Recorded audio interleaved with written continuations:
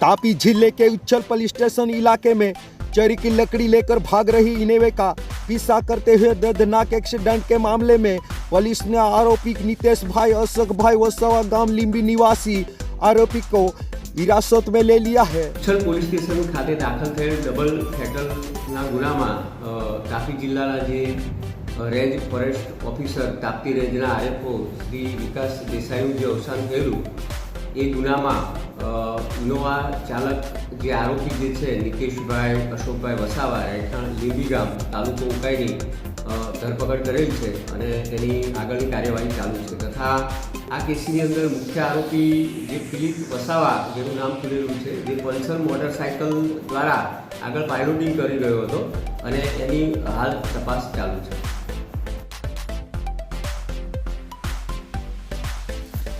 आगे की कानूनी कार्रवाई की जांच पुलिस इंस्पेक्टर वीयू पाडवी साहब कर रहे हैं।